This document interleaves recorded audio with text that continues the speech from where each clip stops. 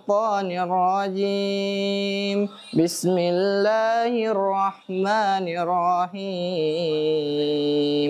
قل للذين آمنوا يغفروا للذين لا يرجون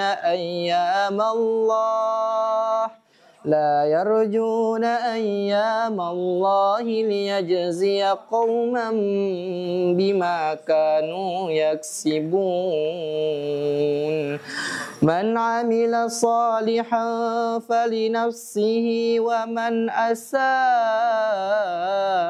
فعليها ثم إلى ربكم ترجعون ولقد آتينا بني إسرائيل الكتاب والحكم والنبوة ورزقناهم من الطيبات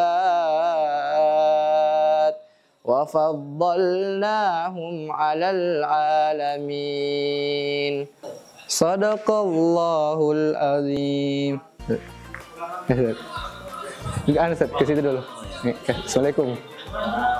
Pergi mandi asrama tapi. Assalamualaikum. Waalaikumsalam. Cerita gini, Sa. Iya, kenapa kece? Bagi. Tentang siapa, Sa? Erwin. Kenapa itu Erwin? Erwin. Balik sekali memang itu, Cak. Mas tadi ambil makananku tanpa izin, bede. Baru Memang itu malu dari olahraga masih beribu sih tadi. berarti tidak mandi, Cak. Bagus sekali itu. Sakulu dah. Astagfirullah, apa semua nabi gini? Nggak boleh menggibah, Cak, nggak boleh.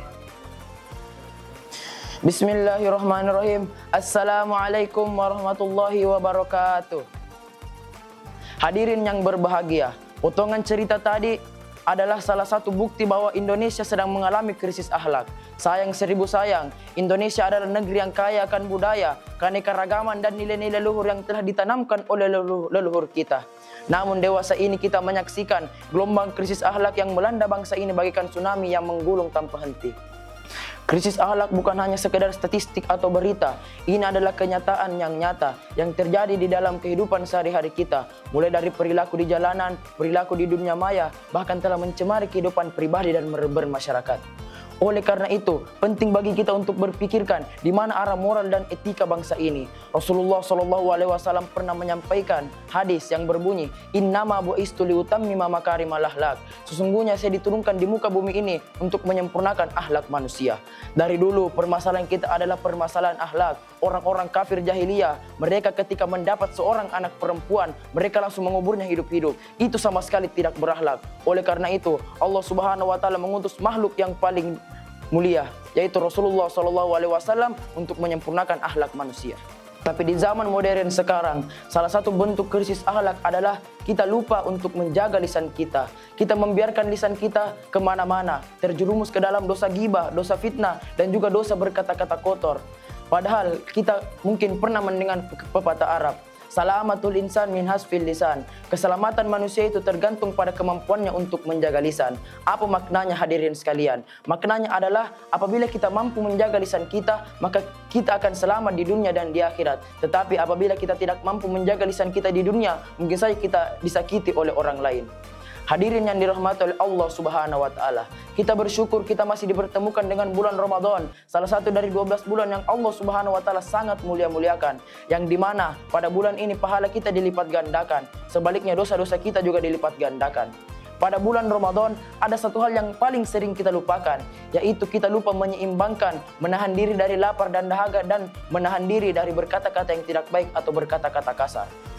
Tapi ada satu hal yang sering kita lupakan ketika kita menunaikan ibadah puasa, yaitu kita lupa menjaga lisan kita. Puasa tidak hanya menahan diri dari lapar dan dahaga. Puasa adalah ibadah yang memiliki dimensi spiritual yang sangat dalam. Allah Subhanahu wa taala tidak hanya memerintahkan kita untuk menahan diri dari lapar dan haus, tetapi Allah Subhanahu wa taala juga memerintahkan kita untuk menjaga mulut dari berkata-kata kasar atau yang berkata-kata tidak sopan. Mengapa penting kita menyamakan menahan diri dari lapar dan haus dengan menjaga lisan? Karena yang pertama, menjaga lisan adalah bagian dari kesempurnaan puasa. Rasulullah SAW pernah menyampaikan dalam suatu hadisnya yang sahih, "Man lam yada' qaula zuri wal amala bi falaysa lillahi hajatun fi ayyada at'amuhu wa syarabuhu."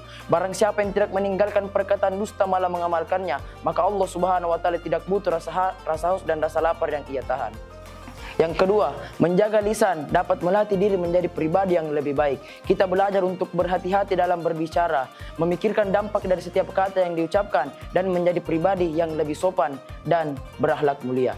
Oleh karena itu, para hadirin sekalian, marilah kita jaga lisan kita, marilah kita berpikir sebelum kita berbicara. Dan jika ada yang membuat kita emosi, tahanlah. Rasulullah SAW pernah menyampaikan dalam hadisnya yang artinya, barang siapa di antara kalian berpuasa, maka janganlah kalian berkata-kata kotor atau berbuat kebodohan yang sia-sia. Dan apabila kalian dicaci oleh orang lain, maka katakanlah, inni so'imun, sesungguhnya saya sedang berpuasa.